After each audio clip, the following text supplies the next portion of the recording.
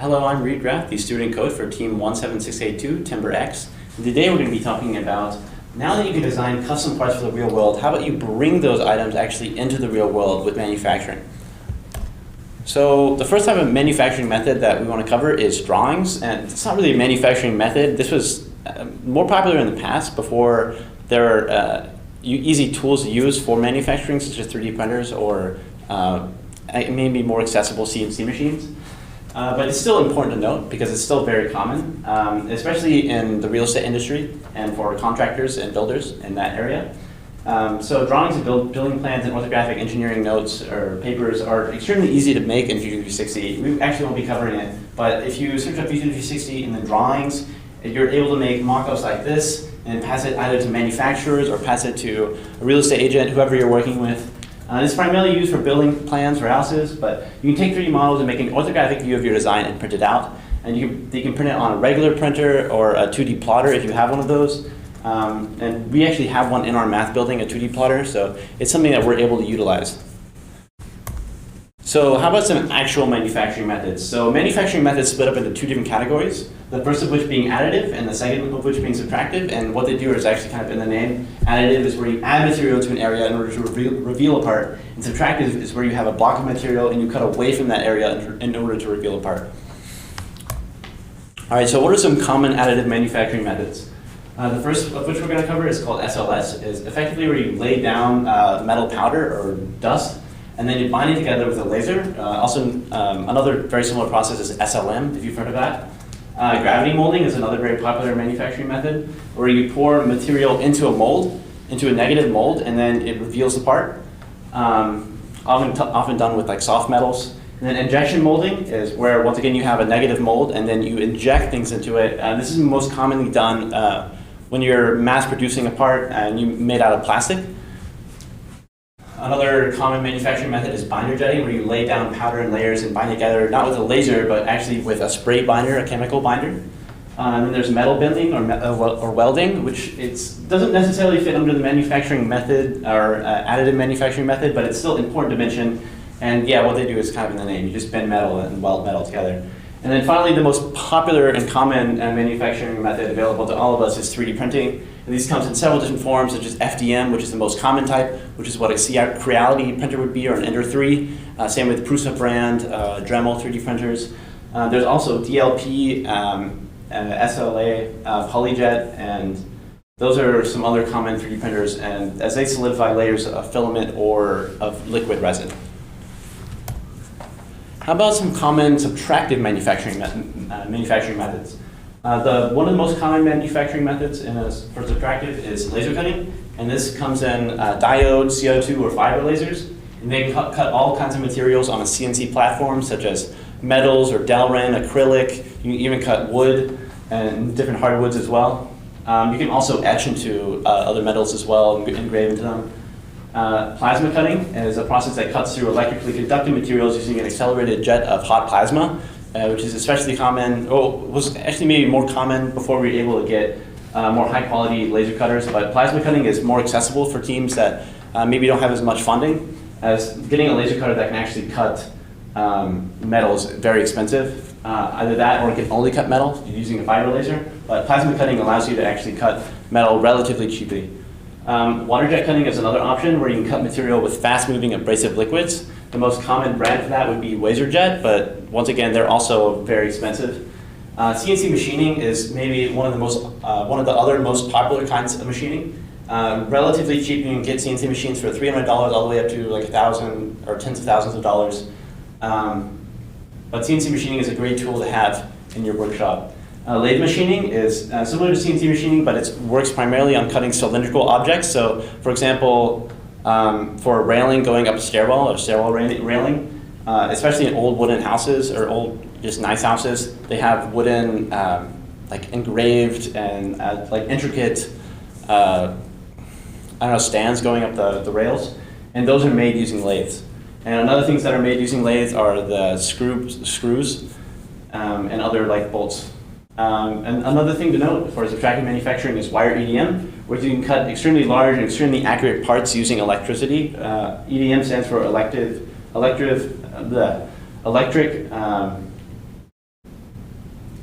forget the name, whatever, but a wired EDM is where you effectively pass an electrically charged wire.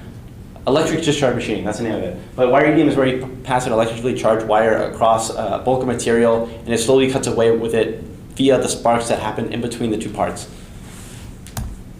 All right, so how about ordering parts online? So this is an alternative to actually manufacturing, just using parts that other people have manufactured for you, so you don't have to do it yourself.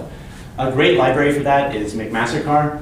And as you can see on here, there's fastening and joints, such as screws and bolts, and threaded rods and studs. There's also adhesives and tapes, and they have welding and brazing and soldering materials.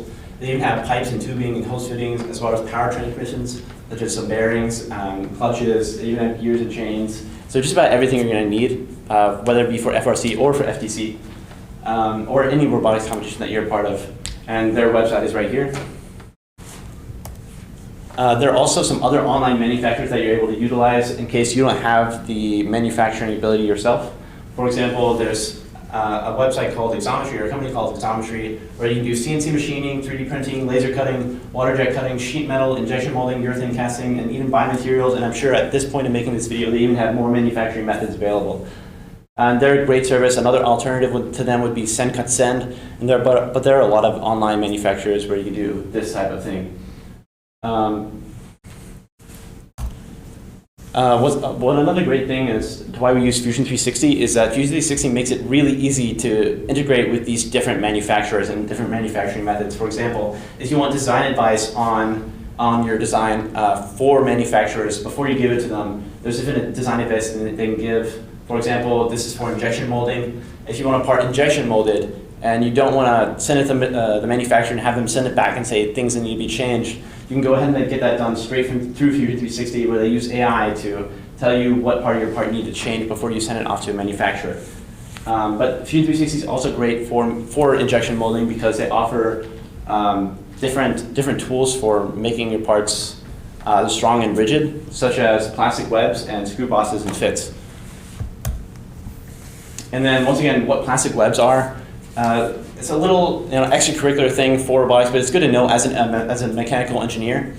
Is webs are effectively, if you don't want to print something at like 100% infill, you don't want to waste a lot of plastic on it, but you still want it to be rigid. You can use these webs where you don't fill the entire cavity with plastic, but you just use these webs across it to make it more rigid. And once again, it's really easy to do in Fusion 360. There's a YouTube video right here, or there's just a tool in it called Web.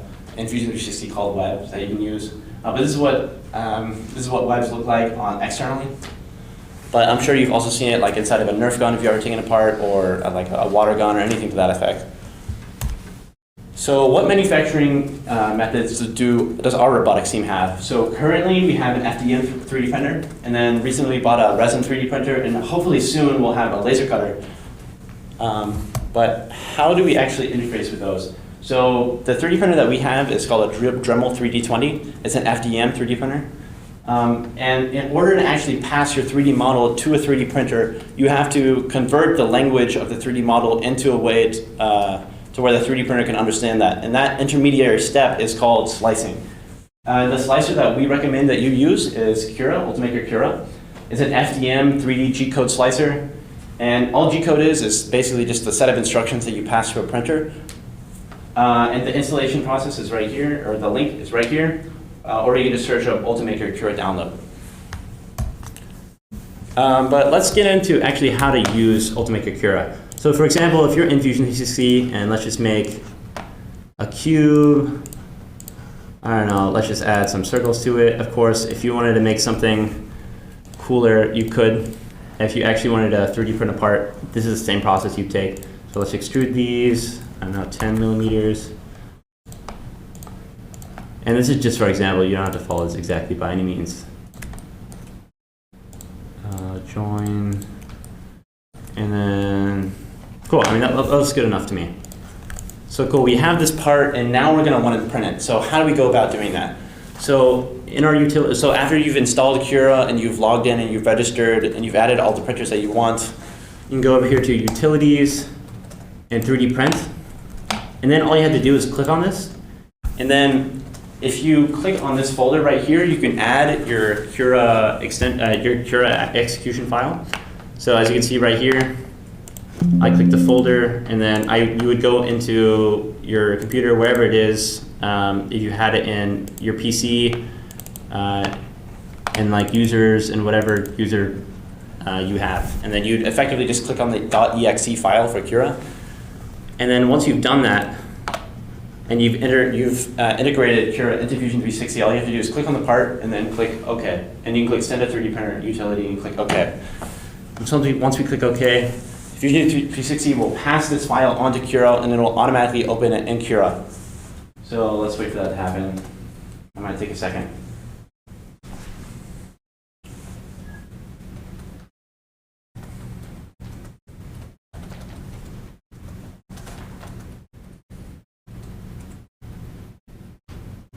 We're using Ultimate Cura version 5.1.0, and I couldn't tell you the Autodesk Fusion 360 version we're using, but it is the educational license, so you have access to everything we have access to. And another great thing about Cura is that it's free and open source, so even if you wanted to change Cura yourself, you would be able to. All right, so here's our design. As you can see, it's automatically been imported into Cura. So the first thing that you're going to see is up here in the top left, you can choose your printer. In this case, it's currently set to a CR10 Max. But we actually don't have that printer on campus, so if you want to change it, you click this drop down, and then if you don't find the printer that you have, all you have to do is click Add a Printer. And then once you click Add a Printer, you say Non-Network Printer, and you can select the printer that you want. And what that does is effectively just add the build plate for your printer into Cura. In this case, it has a CR10 Max, and as you see, it has a massive build plate because it's a very large printer. But the printer that we actually have on campus is a Dremel 3D20. As you see, it has a much smaller build plate, and now it actually has like our build plate designed, so we can see whether or not our part fits within the build plate. And as you can see, it does. So now we can actually talk about how we go about printing. So once you have your printer, once you have your part in Cura, now we can actually talk about the different parts that make up a 3D printed part. So the first dial you're going to see over here is called infill. And effectively what that does, it just like controls the percentage of which the part is filled in with plastic. So if we click preview right here, we can see at 30%, it looks relatively full. As you can see, this is the actual infill right here. But if we change it to maybe 100%, theoretically, this would just be completely filled with plastic with no gaps. And once that slices, we get the preview. It's going to take a while because there's a lot of movements. But as you can see, it's a lot more dense. But we can do the same thing. We can make it a lot less dense with a lot less infill. You can click slice. Effectively, what this is going to control is how strong your part is. If you want something that's not especially strong, you can make it with 10 or 20% infill. Or if you want something extremely strong, say it's going to be controlled by a motor, you want maybe towards like 80% infill. But there's also some other things to know. So for example, there's this support box. So in case you have any overhangs over maybe 60 degrees or so, you want to support that. That way it doesn't fail, it doesn't fall over. And you click that and it'll automatically generate supports. Adhesion is another thing. In case your part doesn't have a whole lot of surface area touching your build plate, you want to add adhesion. That way you make sure that your part doesn't slip around on the build plate. And then also there's resolution. So resolution is also going to control effectively like how nice your part comes out as well as how fast it takes. So in this example, it's in high speed, so that means it has 0.32 millimeter layer height. That means each layer is going to be 0.32 millimeters. Because effectively how 3D printing works is it takes your part and then slices it like 100 times, do 100 different layers, and then it prints each one of those layers on top of itself. But if you print it high quality, so 0.1, and click slice, those layers are going to be far smaller, actually like around a third of the size. And you can actually see that in this preview. As you see, we have 350 layers now. And these are way more defined. The infill is. Another thing that you're able to control, if you go into the advanced or custom settings right here and you search up infill, and you scroll down to the infill section, you can change your infill pattern. So currently this is gyroid, that's what it looks like. But if we wanted to change it to trihexagon, which is another very common kind of infill pattern, we can do that. And now this is what it'll look like. This print's slightly faster than gyroid, but the reason we use gyroid for the most part is that we found it to be a lot stronger for shear stress. Other infill patterns that we're able to use is lightning. And this is probably one of the fastest slicing patterns that you're able to use. Effectively, it doesn't print, it makes, well, it looks goofy, but effectively, it tapers upwards towards the top, so it makes sure the top is supported. But effectively, it doesn't care really anything about strength. It just makes sure that the part is printed correctly. So as you can see, as you get closer to the top, there's more and more and more supports. But we can also change this to, let's see, we do lines or we do grid. Let's do grid.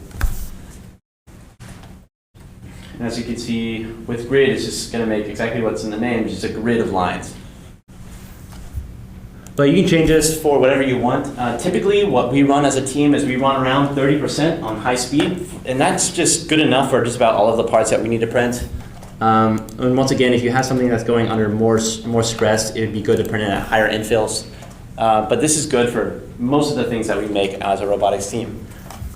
And then once again, if you wanted to go ahead and take this to the printer, all you have to do is plug in a USB drive or an SD card, whatever your printer uses, and then go over here and click Save to Removable Device. It currently says Save to Disk because I don't have a disk installed.